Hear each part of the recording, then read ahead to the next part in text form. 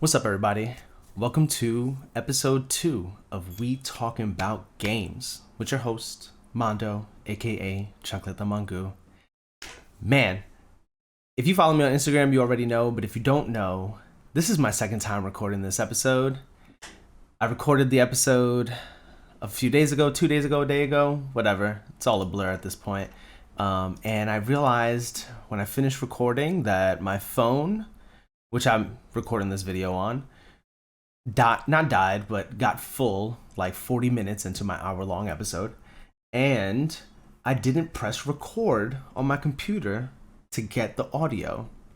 So like right when I realized the phone thing, I was like, oh man, whatever, man. Like this will just be an audio-only episode. I'm gonna take this L. And Universe was like, nah, brother, hold 2 L's. Whatever. Anyways, Universe knows what it was doing because producer back here was acting up. She was acting up in the other episode, but hopefully she keeps it chill today. But we got a few things to talk about. We're gonna talk about some announcements that came out of Mario Day, which I'm interested in. We're gonna talk about some Final Fantasy Rebirth news that came out. Just a little hint of news. I was like, oh, I'm a little excited. We're gonna talk about Ludwig Göransson just a tiny bit. Deviation Studios shutting down. And oh my God, I cannot believe I'm actually going to spend time talking about this, but it has to be spoken about. This Gamergate 2, Oh Sweet Baby Inc. I cannot believe what is happening, but I can believe it. That's actually the craziest part. But before we get to any of that, I think the most important thing that I wanted to do on this episode was I need to acknowledge what I've been calling the biggest passing since Michael Jackson, and that is Akira Toriyama, the creator of Dragon Ball, the artist for Chrono Trigger, has passed away at the young age of 68. He died of what is called subdural hematoma, which is bleeding in the brain, usually caused by a brain injury. I don't know too much about the animation world, but a lot of people were talking about just a lot of great animators pass away early, and it's likely due to the strenuous hours that they work. Animation, from my understanding, has some of the worst work-life balance of any career, which is super whack considering how much their work is adored and loved by many, and it really sucks that they have to work under those conditions. But man, 2 weeks ago, Akira Toriyama passed away. A week ago, it was announced via his studio.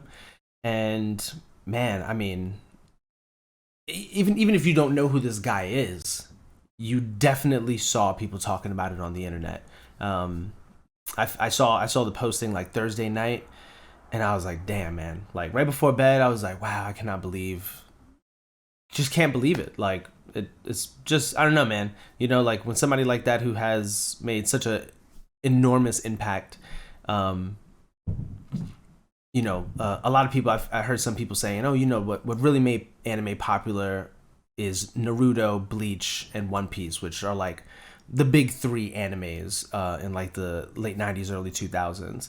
But to be quite honest with you, I have to vehemently disagree with that.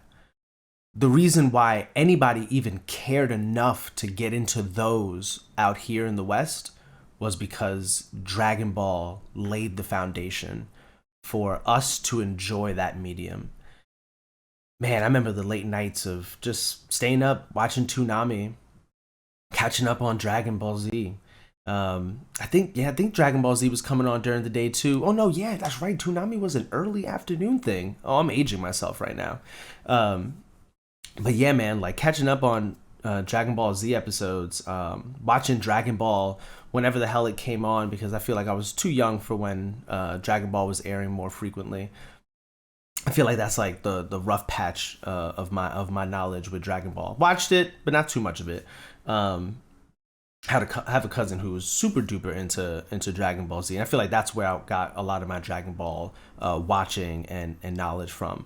But man, some of the greatest moments in anime history, things that have been repeated and sort of paid homage to in other animes, other movies, things of that nature. you got things like, I can't really believe I'm saying this, but like Yamcha dying, him laying in that crater, that has been replicated across so many different animes, across so many different things, because it was such a crazy moment.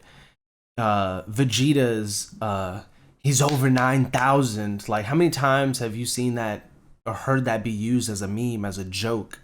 I mean, Goku becoming Super Saiyan, that was insanity.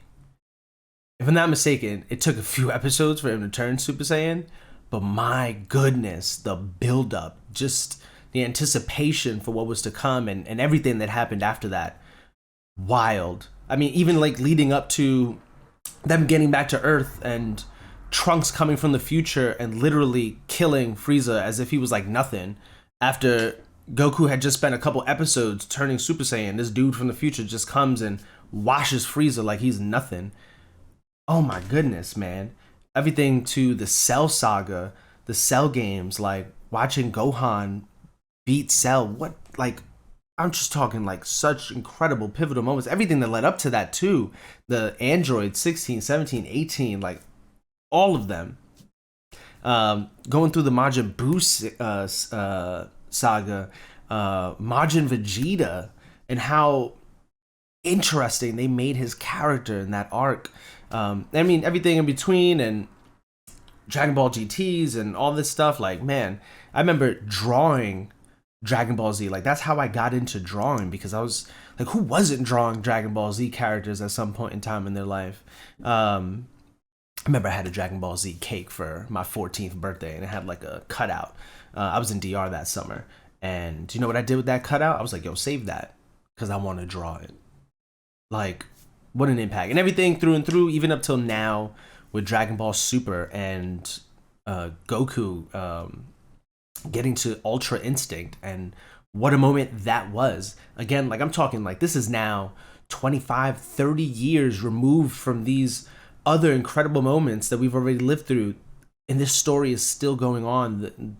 The characters, the impact that this show and that his creation has made. I mean, my goodness.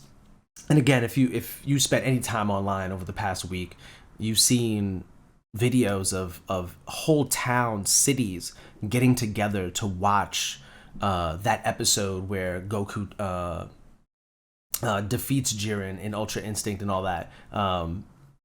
Well, technically it was Android 17, but whatever, we're not getting into the mix of that. Videos of people gathering in like city centers to create a spirit bomb, because like, man, that spirit bomb means everything. Like it it was just it in the show. It's like, yeah, it's a big strong attack, but it's more than that. Like, it meant more than that. It's the world coming together. It's the universe coming together, and that's like what it is, and that's the impact that was made from it. I don't know, man. I can't put it into. I can't say enough. Like, I could sit here and ramble on and on about this, because that just is what it is. But man, what an impact Akira Toriyama made, and I feel like it's an impact that will be felt till the dawn of time. I really do. And I think over the next couple of years we'll probably see, some seasons of animes pay true homage to him and his work. Because my goodness, my fucking goodness. I think there was an episode of I forget what it was an episode of, and that came out recently. Solo Leveling. And like, the dude was like jumping around similar to like how Goku was in a movie with Broly, in one of the Broly movies, and people were going back and forth about whether or not that was like homage being paid to like his death. And I don't think it was an homage paid to his death. It probably definitely was to like that Goku scene, but I think maybe it's aired too soon for it to be something that was put in there because of Akira passing away. So I'm really interested to see what the next couple of seasons of anime are gonna look like, and what we're gonna see, and how they're gonna show this all-time great in animation, the love and respect he deserves. And yeah, so with that said, I just want to have a moment of silence on the podcast for Akira Toriyama.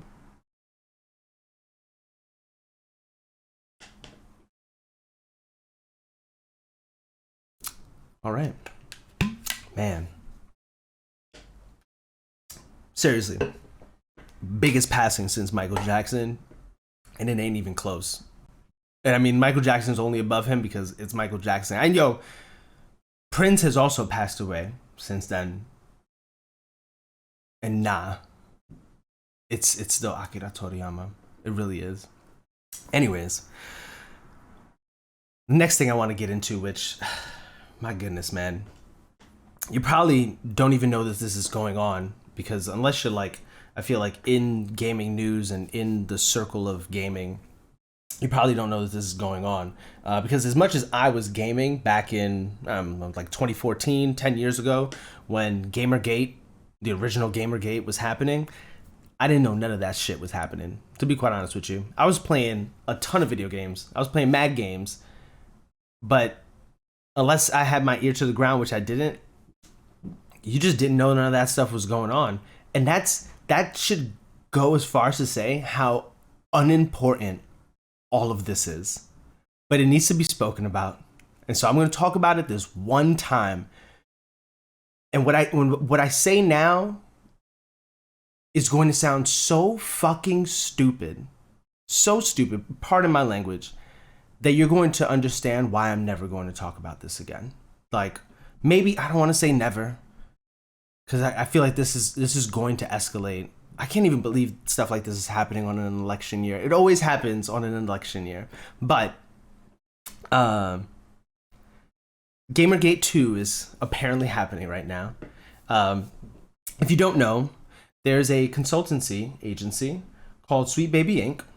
And Sweet Baby Inc. I'm gonna read it right off their website because I don't want to butcher it. I want to give them their, what they say they are. So founded in 2018, Sweet Baby Inc. is a narrative development and consultation studio based in Montreal and working around the globe. Our mission is to tell better, more empathetic stories while diversifying and enriching the video games industry. We aim to make more engaging, more fun, more meaningful, and more inclusive for everyone. We aim to make games more engaging, more fun, more meaningful, and more inclusive for everyone. And that is what they do. And some of the games that they've done this work for are Alan Wake 2, which won Game of the Year awards last year. Spider-Man 2, which was highly acclaimed, was nominated for a ton of awards. I don't think it won any game awards. I think it won PlayStation's Game of the Year award, which is whatever, Sure, you gave yourself the award. That's great. They worked on God of War Ragnarok, which is the sequel to God of War 2018. And they've also worked on Suicide Squad, which came out recently and kind of flopped. I think everybody can sort of agree that it flopped because the game mechanics were trash. The way the game was built was not fun. And I've also worked on another popular smaller game, Sable. Is a game I've heard a lot about. And then they got some other smaller games here that, to be quite honest with you, I've never heard of before. And one of the bigger titles that they're working on for the future is a game Xbox announced last year, which is called South of Midnight. And it's a story that's currently in develop. It's a game that's currently in development that has a black female protagonist, which I think is really important. And just to describe the game, because I want to do it some justice, straight from their website, South of Midnight is a spellbinding third-person action-adventure game set in the American Deep South. Learn an ancient weaving power, explore the Deep South mythos, and confront mysterious creatures in this folktale for modern times. And I saw the trailer. The trailer was actually really, really cool, actually. It was one of the better trailers from Xbox's showcase last year. But it didn't show us anything. It's kind of, just CGI, just sort of putting the theme out there, showing us who the main character is. There's another character in there who was talking to her. He was kind of narrating the trailer. I'm not really sure what his role in the game is going to be, but that's pretty much all we saw. And so Sweet Baby Inc., from what you can tell, does a lot of diversity work. Like I'm assuming when they get hired to be a consultant, it is to help these studios write more diverse, more empathetic stories and make them more authentic. When you think of Spider-Man, there's Latinos in Spider-Man, right? Like when you think of God of War Ragnarok, they had created a black female character that they added to that game, and there was a lot of hoopla in certain circles around that, in the sense of like, wow, a black person in Norse mythology, Greek mythology, that makes no sense. Brother, you're playing a video game. None of this makes sense. Alan Wake 2 has a half black, I think she's half Swedish, half black protagonist in the game. And so, you can see the themes in this, in the sense of, these games have diverse characters, and diverse characters need good writing, good, diverse, authentic writing, which I'm imagining that an industry that is overwhelmingly white, male, heterosis male driven, they don't know how to write a black female character. They don't know how to write a queer character. They don't know how to write for certain characters. Like, I'd imagine if they wanted to make a game about a Dominican from the Heights, you're probably going to have to go out and get a Dominican from the Heights to understand how you need to write that game, how do you need to write that character, what that world looks like, right? And I mean, that's a perfect example with like Miles Morales in Spider-Man 2. He's a half Puerto Rican kid from Harlem. If you're not a half Puerto Rican dude from Harlem and you don't know anybody, you've never been around that, how could you authentically write a story for that? And so I could see how a consultant agency like Sweet Baby Inc. could exist.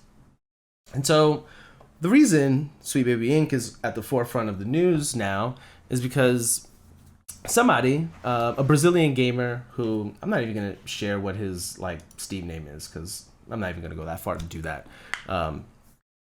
But a gamer from Brazil decided that, and I can't believe I'm saying this, but he was seeing a trend of like wokeisms in games, and to pull a quote from an interview that he did. And I got this, I was listening to Khalif Adams Spawn on Me. Shout out to Khalif Adams, a fellow, he's from Parkchester. So shout out to Parkchester. Shout out to Khalif. I was listening to his podcast last week, and he was pointing out that, doing his own research, right? Doing his due diligence, trying to figure out what's the timeline? Like, how did this all happen? Like, where did this all begin? Where did the feathers get ruffled exactly? And he came across a interview where this guy was talking about how he was seeing a trend of ugly women, quote unquote, ugly women, and ugly women in games, and also referenced God of War Ragnarok and spoke to like the arc that Kratos takes in that game. I'm not going to spoil it, but he takes an arc in that game and he does something that this guy says Kratos would never do. That if you played God of War 3, you know that Kratos would never do that, which is really interesting, because if you played God of War 2018, that's where his arc starts. Like the character that Kratos is in God of War Ragnarok, he was already that character in 2018. Like, the game ends off pretty much showing us the kind of person he is now and how he no longer is that character from God of War 3. So I thought that was kind of stupid. And I said, all right, cool. I was glad I listened to that podcast. That's all I needed to hear. That's all I needed to hear. But of course, I also got to do my own research. I got to do my own due diligence. Shout out to Khalif. Not that I don't believe Khalif, but I also got to do my own due diligence. So I'm just scrolling through the interwebs, and I'm on YouTube. I stumble upon Asmongold. If you don't know who Asmongold, he's a very privileged white dude who makes videos from his bedroom in what looks like the same white V-neck every day. I've seen clips of like this dude like shaking a roach off of him, and it's crazy. Anyways, he does basically like reacts to other people's videos and gives his super white privileged, more often than not, really bad takes. And so he is a very popular YouTuber and a YouTuber streamer, and he did an interview with this guy from Brazil, and I was like, oh my god, wow, this is insanity. This is the last thing this dude needs, is a platform of hundreds of thousands of people. This interview has 632,000 views as of today. This is the last thing this dude needs, is like a platform to continue regurgitating garbage. And so I listened to this podcast, and I'm going to play the clip now because this is where it ends for me. This is officially where it ends for me. And so, anyways, I didn't give the reason why this Brazilian podcaster is important. He went out of his way to create a Steam curation list, which is on Steam, you can just create a list about just about anything. Like if you wanted to make a list for games that were made by this director, you just make a list so that people know the games that that person made. Games that have this or games that have that. And you can just make a curation list, and people might follow that list because maybe they're fans of that director, maybe they're fans of that studio, maybe they're fans of that game type. And it's also just a way to meet other people who are in that and stuff like that. And so he made a Steam curation list about the games that Sweet Baby Inc. consults for, and the curation list is called Sweet Baby Inc. Detected. And as I've already said from Khalif Adams' podcast, this list was created because this guy was seeing a trend of ugly women in video games and was apparently flabbergasted at the arc that Kratos took in Ragnarok, and apparently, I guess, thinks that the creators of God of War Ragnarok, like the artists who are in charge of developing that game, writing that story, so on and so forth, that they didn't want that to happen to Kratos, and that Sweet Baby Inc., a consulting agency, swooped in and said, hold on, no way, this is what Kratos has to do in this game. And that those artists and creators and producers said, yeah, you know what? Yeah, we're going to do exactly what you said. Something that we didn't want to do at all. And that quite literally is the dumbest fucking thing I've ever heard in my life. It's actually not, but at the moment, I can't really think of anything stupider. So it's up there. So anyways, I'm about to play a clip from Asmongold's interview with this Brazilian gamer, because this clip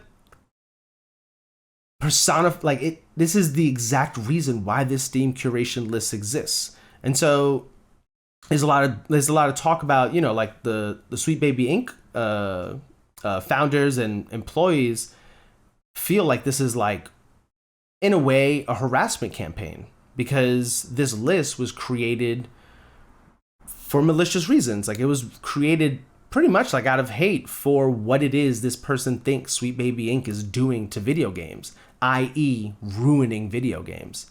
And so, you know, when you think about like something that is created out of hate for the reasons of whether it's like causing harm to someone or something, whether it's to defame Sweet Baby Inc., which is in a way harming Sweet Baby Inc., that's malicious. And so when you think about it in that framing, this Steam curation list was created like through malice, in a malicious manner, knowing that more people were going to see this list, agree with the ideology of why the list was created, which would then only create more malicious intent.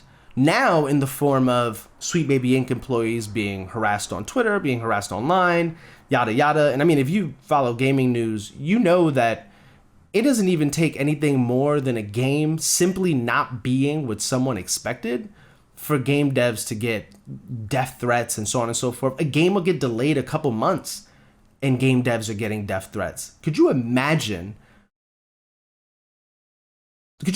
what would come of someone creating a Steam curation list with the intention of like, the thought of like, hey, these guys are ruining these games. Hey, these are games that these people have ruined, just i.e., just so you know. And so maybe you don't want to buy these games, or maybe you did buy these games and you didn't like it for a certain reason. Well, it's probably these guys' fault. And that's sort of like the premise of the list. You know what I mean? I'm not really sure how anybody could spin it otherwise. A trend of ugly. Oh my god. Anyways, so I just skimming through through this interview. I was looking for like the peak points on YouTube. Shout out to YouTube, because I didn't watch this whole interview. I just wanted to grab these big moments. Like, oh, why are people constantly clicking on this moment? And I arrived at one that just sealed the deal for me, and told me exactly who this dude is, and the premise of why this list exists, and the kind of people that are backing this and supporting this list. So I'm gonna play this clip right now. It's about a minute and a half, 2 minutes. Just bear with me. I want to let it play through, and then I'll talk about it. But yeah, let's hear this. What the more American sounding voice is Asmongold, not the Brazilian guy. The Brazilian guy is the one who has a little bit of an accent, clearly. Yeah, bro. I mean, I guess nobody wants to feel like that, right? I mean, at least almost nobody. I mean, everybody just want to play a good game and that's it. You know, make a good game and give you money and that's it. I think it really is just that simple, and it's disappointing that a lot of these companies have tried to overcomplicate it by adding in all these extra steps that they feel like they need to take in order to make certain people happy. Actually, all right, I do got to stop it there. One, the guy says, "Oh, just make a good game, and we'll give you money." Spider-Man 2 was a good game. It sold over 10 million copies. God of War Ragnarok was a good game. Sold over 10 million copies. Alan Wake 2 won Game of the Year awards. Really good game. I'm not really sure what homie is talking about. You know what I mean? I mean, Suicide Squad sucked, but I don't really think that sucked because some DEI consulting agency came in. It sucked because the game fucking sucked. You know? And to what Asmongold said about, like, you know, it sucks that, like, companies feel like they need to do extra work to, like, please certain people. My guy, I'm so sorry that, like, games aren't just made for white people anymore. You know what I mean? Like they are trying to cater to the other groups of people who buy these games, you know? And so I'm sorry that it's not the same storylines that you're used to, because we need a little more authenticity in games. You know what I mean? Anyways, let's finish the clip. And yeah, I think that you're right. The reality is, if you go back and you look at a lot of the older games, there is a tremendous amount of diversity, but it's not being shown in a way that's disingenuous. And I think that's really what's happened. Hold on. That point too. What is disingenuous about the way diversity is shown now? Again, this is a white guy who sits in his room most of his day and just reacts to other people's videos. He doesn't know what it's like to be queer. He doesn't know what it's like to be Hispanic. He doesn't know what it's like to be black. He doesn't know what it's like to be trans, black, and queer. He doesn't know any of that stuff. So how can you say that it's disingenuous? You don't even know what is authentically those things. And it leads me to, like, what one of the problems is that the cis white hetero men who make up the majority of the people who have a problem with all of this have been spoon-fed a certain type of story, a certain type of narrative about queer people, a certain narrative about Hispanics, a certain narrative about black people. And I feel like now that they're getting what are actually more authentic stories about these groups of people, about these kinds of stories that are being told, they're like, wait, well, hold on. This doesn't line up with all the movies and TV shows and books I've read for the last 30, 40 years that have been written with, like, with a sort of like a tunnel vision, not necessarily taking into grasp. It's like a lot of these old movies and stories and framings of black, Hispanic, queer people, etc. have been through the lens of, like, racism, through the lens of, like, bigotry, through the lens of thinking that black people are stupid, poor, dangerous, violent, so on and so forth. And now that you're getting stories that aren't framing those people as in the way that they've been framed previously is disingenuous. That makes no sense to me. Let's continue the clip. I'm sorry. I thought I was gonna make it through the clip. There's just no way. This motherfucker's crazy. Happened a lot is that now people have kind of lost trust in the developers and in the people that are writing the story. So anytime that there's a character that isn't a default white male, people assume that it's there for some sort of like sweet baby ink reason, rather than actually being an artistic choice by the developer. And I think that's actually a much bigger issue. Oh, isn't it? Oh, isn't it? Literally. Now you just see a black person in a game and you're just like, why is this black person in my game? Because somebody wanted that black person in the game. Now it's just everything you see is, oh shit, man, there's a gay person in this show, man. They're just shoving this gay shit down my throat, man. And that is such a lazy fucking argument. This is the only thing I agree with Asmongold in this entire thing. That is one of the bigger problems, not just in gaming, in everything in general, media related. Yes, yeah. Let me tell you an example of that. For example, there was a game that was This is my shown, favorite part. last year during the Xbox Showcase presentation, and it was a game called South of Midnight. Oh, you're playing Grand Blue, really? That's a great game. Another game that has diversity and nobody complains. And what was it That's called? another game. The game you're playing right now, Grand Blue Relink. Oh yeah, of course it got diversity. Yeah, Gondon Dozer. Yeah, everybody loves him. He's great. I love this game, bro. I played for over 100 hours. Beautiful women, good game. This is what we want, you know? There it is. Yeah, Anyway. it's really not that complicated, right? Yeah. Yeah, it really is not, bro. I mean, you can put on like any kind of woman or character, just make them appeal to our eyes. That's how It's really not that complicated, right? It's just, it's that simple. So I Just make beautiful women. That's all we're asking for. Just make it good for our eyes. Are you fucking serious? Yo, this is the dude who's making a list about a consulting agency talking about they're ruining games. And the diversity in this game is okay because apparently the women are probably showing titties and some, they're wearing short skirts and it's beautiful. Oh man, so good on the eyes. You know what I mean? And this all reminds me of like when Horizon Forbidden West came out and people were like, yo, this, loser men at home living in their mother's basement, making photoshopped versions of the main character's face, whose name is slipping my mind. What the hell? Aloy. Making like photoshopped versions of her face with like a smaller jawline, makeup, bigger eyes. What is not objectively more beautiful, what is like, if I could say systematically more beautiful, like, you know what I mean? And it just goes to show like, yo, this dude is a part of a group of men who want to see women in games that they themselves very likely will never be able to interact with in an intimate way. And I think that's like sort of like the bigger part of this, is I feel like, yeah, there's some racism and stuff like that, but like with this dude specifically, this dude is one of those people who doesn't want to see powerful women in games because that makes him feel weak.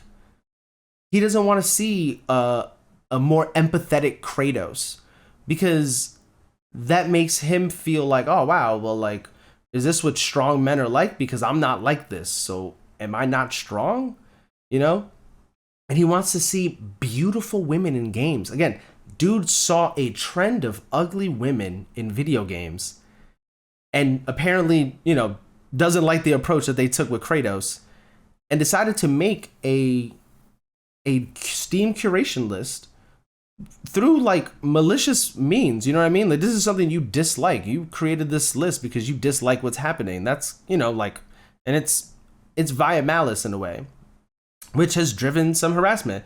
And I don't want to get into the weeds of like some of the things that Sweet Baby Inc has said, because I don't necessarily agree with the approach of how they've gone about sort of attacking people online and stuff like that. It's some strong words and some strong languages and strong opinions that I can understand as a company that's receiving a ton of harassment, a company who's like tired of this shit that I'm imagining they've always dealt with outside of this big shitstorm that's happening now because of what they do and how many people are against that kind of stuff. But man, it is bananas. And this is what's happening right now. This is the guy who has caused a fucking shitstorm in the gaming industry. A dude who apparently just wants to see good-looking women in video games. And that's all we want, man. That's all we want. I just want to look at something good. I just want something good to look at. You can have my money. I just want to have a good time. Which is like the dumbest shit I've ever heard in my fucking life. Holy fucking shit. And so after Asmongold makes that point about one of the bigger problems being that everybody kind of just looks at diversity in a game and they just think that it's forced in there and that it wasn't actually part of the original vision, which is exactly who this guy is. And he deflects off that point and says that he wants to talk about another game before he loses his attention because he's watching Asmongold's screen and then he starts talking about this game that has beautiful women in it. But he begins to talk about a game that I referenced early on, which was South of Midnight, which has a black female protagonist. And I imagine that he was about to go and talk about that game negatively before it's even come out, when all we have seen is a trailer with a narrator talking, and he's not even a real person. He's like a skeleton or something like that, if I remember correctly. And a black female protagonist who's on the screen for like 5 seconds. And he was more than likely about to go on a short little tangent about how that was bullshit. Probably doesn't like black women. Probably the main character, even though it's not even very realistic, it's actually like art style realistic, probably thinks that she's ugly and is like, why are we making video games like this? And this is the dude who's at the forefront of what they're now calling Gamergate 2. What the fuck?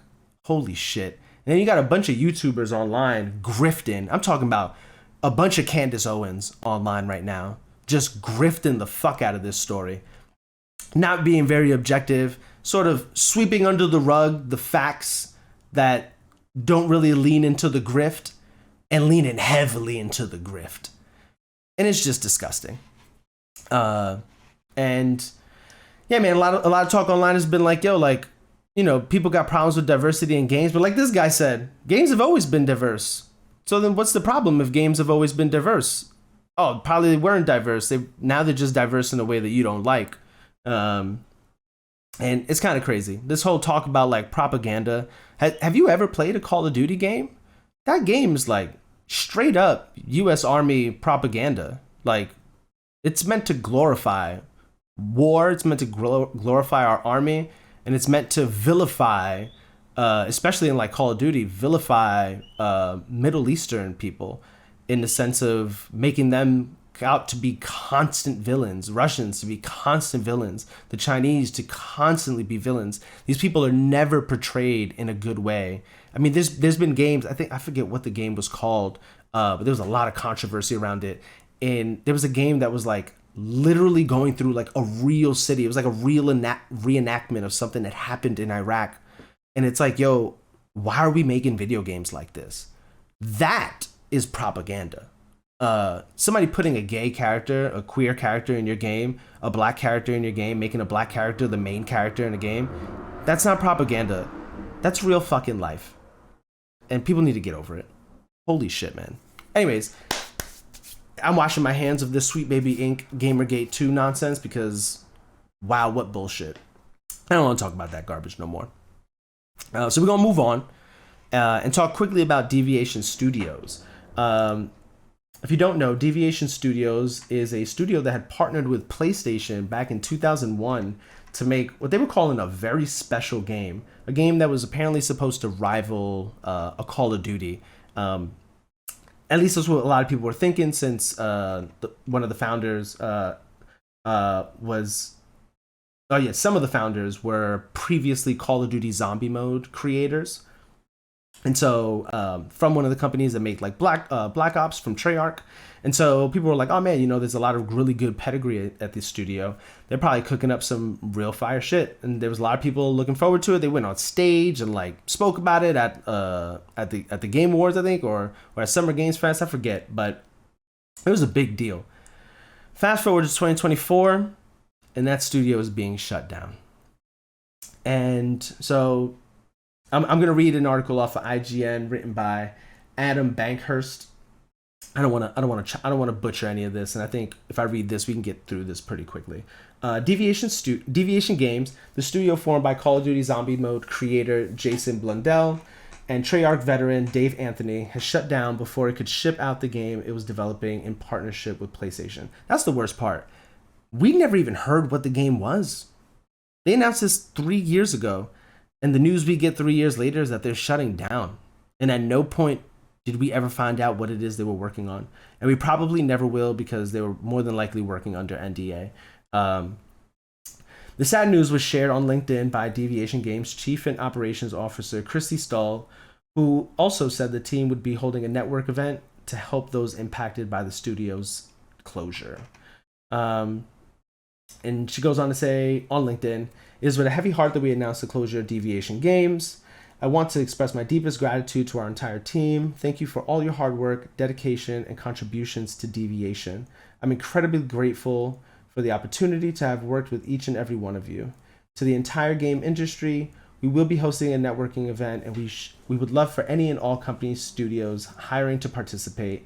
Please reach out to me directly if you are interested in attending." And yeah, man, they had layoffs last year where they laid off about 90 people from a team that had less than 200 people, which was already a bad sign. You're letting go like half of your staff. And yeah, man, it just really sucks to see another studio closing, especially after PlayStation just closed the studio in London and laid off about 900 employees. Some of them being from some of their most successful studios, Insomniac Games, which just made Spider-Man 2 that sold 10 million copies, and they still fired people over there. And so I think the constant theme that we can see around video games right now is greed. Greed, greed, greed, greed, greed. A bunch of people who over forecasted stuff because of COVID. They were making that COVID money. Ooh, baby, people were playing games like they'd never played games before. People who I'd never seen playing games before were playing games, and they must have been making money. And I guess they forecasted that a little further than they should have. And they thought they were going to have a little more money than they thought they was going to have. And things are sort of tapering off. And instead of the people who made the bad decisions eating the bullet, of course, we're just going to fire people so we can hit our maintain our bottom line and still make these profits that we wanted to make. And that fucking sucks. And that's in addition to Rooster Teeth just closed. EA just shut down Marcus Letho's Ridgeline Games, another studio. And I mean, there have been, I think we're close to 10,000 jobs lost in 2024 alone, and we're not even at the end of March, which is the total of jobs lost all of 2023. And that's kind of fucking crazy. And so just wanted to make a note of that because as somebody who was talking a lot of shit about Jeff Keighley now talking about this, who the hell would I be if I didn't, go out of my way to at least bring this up? And so I want to quickly move on from that to Ludwig Göransson. Oh, Ludwig. I really love Ludwig, man. So if you don't know, Ludwig Göransson is a music composer who recently won an Oscar for Best Original Score for his work on Oppenheimer. He is super, super talented. I mean, his resume is really, really great. He has made music with Childish Gambino, if I'm not mistaken. He's the producer for Because of the Internet, which is, in my opinion, probably Childish Gambino's best album. And so he's a multifaceted dude, wide range of musical taste. And this Oscar he won this year is his second Oscar. And so the reason I'm bringing him up is because there's been a little controversy, a little conversation happening around his acceptance speech, because when he accepted his award, he thanked everybody, directors, producers, thanked his wife. But at the end, his last line on his speech, he said, and I quote, "To my parents up there, thank you for giving me guitars and drum machines instead of video games." Now, like I said about the Sweet Baby In thing, I went and I did my research because I gotta do my due diligence. Ludwig was 100% speaking about his own experience. There's an interview where he actually talks about how when he was 10, he had asked his dad for a Nintendo, and his dad was like, "Nah, we're not doing that. Here's a tape recorder." And he speaks about how that's a very pivotal moment in his life where, there were two forks in the road, and he took one of the forks, and this fork has led him to be a music composer. And so I didn't even go into this thinking that Ludwig meant any ill will or, meant anything bad about what he was saying. I think he was literally just, thanking his parents, and in the funniest way he felt like he could do that. But I think, because I'm somebody who had a problem with what he said, and it's mostly because though I know his intentions weren't bad, your intentions do not always equal your impact. And what I mean is, you can have good intentions, but you can still have a bad impact. And so Ludwig had good intentions. He was just thanking his parents, and he was referencing a moment in his life that was big. And I can respect that. But you might have to frame that a little better. Because for me, you still dunked on games. Like, if you just say that with no context, because most people are not going to go out of their way to do the research and get context. Without context, that is just a dunk on games. That is just to say, oh man, thank God my parents got me, instruments instead of video games, because if not, I wouldn't be here. Which is 100% true. I don't think he'd be an Oscar award-winning composer. Maybe he would, maybe he wouldn't, but I know that his chances would be much lower if he spent a whole lot of time doing something else other than practicing, learning, and getting better at being a music composer.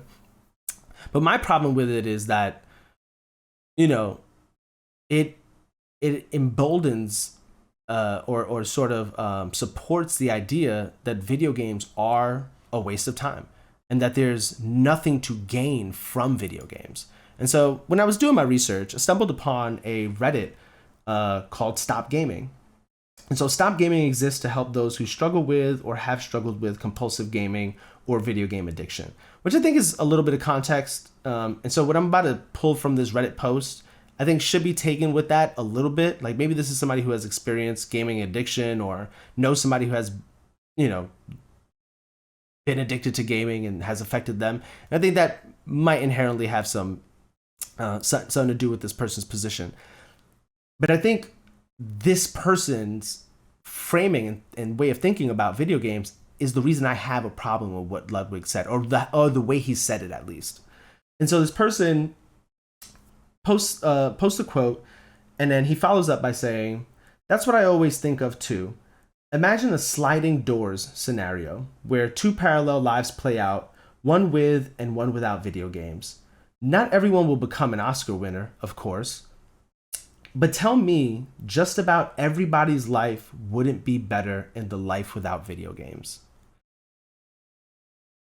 And I have to say that is so ignorant, and it lacks a true understanding of what there is to gain from video games. And this person goes on to use two examples in instead of playing video games, reading books and joining a book club, or playing sports and joining a team and doing that, which I thought were two terrible examples, because reading, before we even had voice acting in games, you had to read everything. Like, you were reading. What are people talking about? and just speaking from personal experience, I was reading at a higher grade level because of video games, because I was playing video games that were meant for kids older than me. I was playing teen games when I was 9, 10 years old. And so I was reading at a more advanced level from just jump and all throughout life. And I credit video games in large part because of that. The sports scenario, you kind of put in sports instead of outside of like the, you know, the physical action, you know, like going out and exercising and stuff. People put kids in sports so they can learn teamwork, so they can, you know, be around leadership, things of that nature. There's teams in schools around video games now. You can go and like join a League of Legends team at your school if your school's doing that. You can go to college now and get like a scholarship to play video games, because games like League of Legends are heavily team oriented.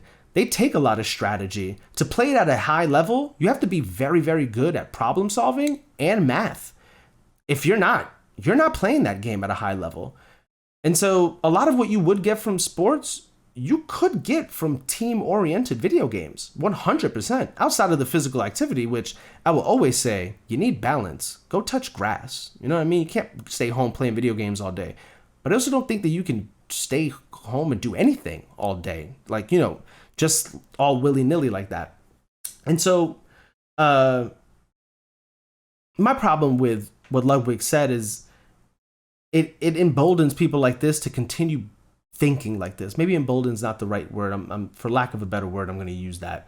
But it reinforces this ideology that video games are bad and that they are inherently worse than anything else you could do. This person talks about how you could meet your soulmate at the book club, as if you can't make a soulmate who also is into video games.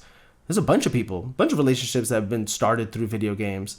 I mean, my own good friends, Danny Pena and Rihanna Manuel Pena, who met through the video game world and are now married and have a beautiful child. Like, what is this dude talking about? That being in sports will introduce you to friends. I'm assuming that this person has never seen a video of two people meeting for the first time after playing Xbox Live together for like 10 years because they lived on opposite sides of the country. And otherwise, and without video games, they would have never met each other. And yeah, maybe they would have met different people in different circumstances, but that's not the life they chose for themselves. But to sit here and say that these people wouldn't have friends, couldn't find relationships because of video games is crazy. And maybe the context of what this Reddit is, that it's structured around addiction in gaming. I can imagine if you're heavily addicted to gaming, yeah, it's gonna keep you from finding a soulmate. It's gonna keep you from finding friends because you're so fucking in this tunnel vision of addiction to games, which you could be addicted to a ton of things. I'm not reading or sports. But man, to just think that life is inherently better without video games is crazy to me. It really, really is. And he goes on to say, like, you know, like Ludwig is more than likely living a richer life, both monetarily, definitely, duh. He just won an Oscar, but also richer in substance, which I could not disagree with more. People like Ludwig, I don't want to speak to him, his life specifically, because maybe not just him, but people who are the greatest at what they do, they have to sacrifice a lot. They have to sacrifice time with family. They have to sacrifice hobbies they wish they had, like video games. They have to sacrifice a whole lot of things, and that starts to pull from you. That starts to take away from you. That leaves you empty in a lot of ways. You know, I think of Michael Jackson and this I don't want to say famous interview, but a well-known interview where he is talking to this guy, and he's like, hold on, so you can just go into a supermarket and just buy something, like no one bothers you, like no one knows who you are? And he's like, yeah, man, you know. And he's like, wow, you know, like I wish I could do that. And you've probably also seen the past news of like Michael Jackson shutting down an entire supermarket so that he could shop, because that's the only way he would ever be able to do something like that, is to shut down an entire supermarket so that he could go shopping like a regular person. But even then, that's not how a regular person shops. A regular person interacts with people. They might bump into somebody. They might look at someone and just give them, the head nod, a little, hey, how you doing? Yada yada. You see the cashier that you usually go to get checked out. Like, that's regular life. And for all that Michael Jackson had, it sounded like to me, especially in that interview, that he wishes sometimes that he had a regular life. Having aspirations is tiring. Having big goals and being great is hard. And that takes a lot away from you. And so I'm not really sure that Ludwig has a richer life than, say, myself or anyone else who plays video games. I think that's just, I don't know. Again, it's just an ignorant way to look at it, in my opinion. And again, video games are 100% in a lot of ways a waste of time. But so is watching trash TV. So is sitting at home doing nothing. So is a whole bunch of stuff. A lot of stuff is a waste of time if it's not pushing you towards a goal. You know what I mean? If it's not inspiring you, and so on and so forth. And so I wish Ludwig had reframed that. This is not a sting on Ludwig. He's the man. He's super talented. He's a huge inspiration. Go listen to his soundtrack for the first Black Panther movie. Go listen to the albums he's produced with Childish Gambino, who put him on heavily. And is partly why he's so successful at such a young age. Go listen to his work in Oppenheimer. Dude's massively talented, but I really do wish he reframed that.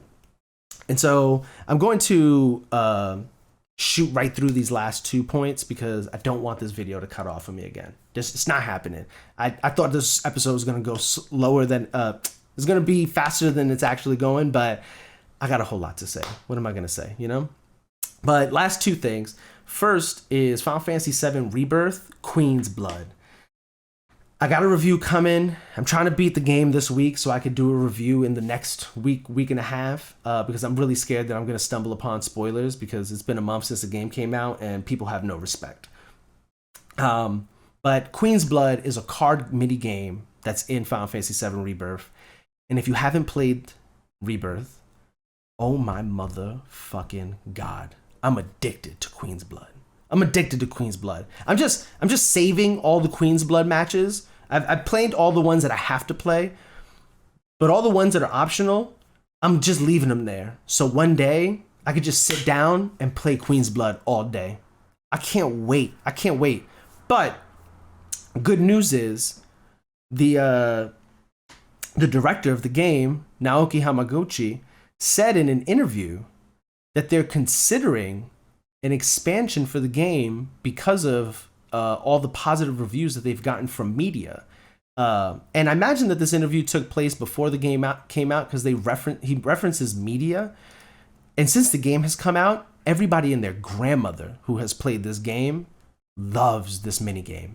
At least from what I can tell. I'm sure there's somebody out there who's not having a great time with it. But most people are like indulging themselves in Queen's Blood. It's so good. On the surface, it seems so simple, but once you start getting cards that do certain things, that take up certain spaces, again, I don't want to get into the nitty gritty of what the game type in. Just YouTube Final Fantasy VII Rebirth Queen's Blood, and you're gonna see. Also, if you want to, you can go and listen to my appearance on Spotlight Games from a week and a half ago, where we talked about our Final Fantasy VII impressions, and we talked a little bit about Queen's Blood in there if you want some more details. But yeah, I'm super excited to hear that they're considering expanding on that game, in my hopes that it becomes a standalone, maybe mobile game or something like that, because I think that's the perfect platform for it, especially when we got games like Marvel Snap and Hearthstone and stuff like that. This fits right there. I think this has a really good place for that. And again, people are putting this, if you play Witcher 3, people are putting this above Gwent from Witcher 3. They're putting this above everything. I played a little Gwent. It's fun. It didn't catch me like Queen's Blood did, though. Queen's Blood. And maybe I'm a little biased. I love Final Fantasy VII, but damn. God damn, that shit is fun. Whew. Anyways, last but not least, Mario Day was last week, on March 10th, and they announced a couple things, but the biggest thing that came out of that was they announced a new Mario movie, which is releasing on April 3rd, 2026. I'll tell you why I'm excited about this. I don't buy movies. I don't buy DVDs. I'm not that kind of person. But I bought that Super Mario movie. When I watched that thing in theaters, I walked out of there like, wow, I've never seen so much love be put into something that is being remade in another medium in my entire life. Like the Nintendo was in that room when they were making that movie. Because every jump, every sound, everything from that movie is pulled straight out of a Mario game, done in the way that it's done in the Mario game. Sorry if you're watching the video version of the podcast. I keep looking down a little bit. I'm just making sure that my phone's not cutting off yet. If my guesstimation is right, I got like 5 minutes. We're about to end this soon though, anyways. So just to make it quick, I'm super excited for the second movie to come out because I can just imagine how much harder they're gonna go. The first movie didn't really have too much of a story. It was kind of just paying homage, showing love to Mario, and they did a fucking fantastic job. Plus, we got Peaches out of this movie. Peaches, Peaches, Peaches, Peaches, Peaches. Oh, goddamn. I love you. Damn, son. What a song. How they gonna follow that up? Gonna have to wait till April 2026 to find out. But anyways, that's all I got for y'all on this episode. My God. I can't believe I had to remake this episode. I'm just happy that my cat wasn't running around. Fucking Producer P wasn't running around trying to play with toys and meowing at me. Fucking banging on the door and all this. We got through a clean episode. Maybe that's why I had to remake the episode. Maybe the universe knew we can't be having this. But anyways, that's episode 2 of We Talkin About Games. Man, if you got any feedback, if you want to be part of the next episode, the Google form is in the description of the episode. Throw some thoughts in there, man. Join the next episode. So it's not just me rambling. I'd love to pull some thoughts from somebody else and not just from people on Reddit. You know what I mean? And Asmongold interviews. Oh. Anyways, so on that note, I hope you have a wonderful day, afternoon, evening, weekday, weekend, wherever and whenever you might be listening to this. And on that note, deuces. Oh, I did record it. Thank God.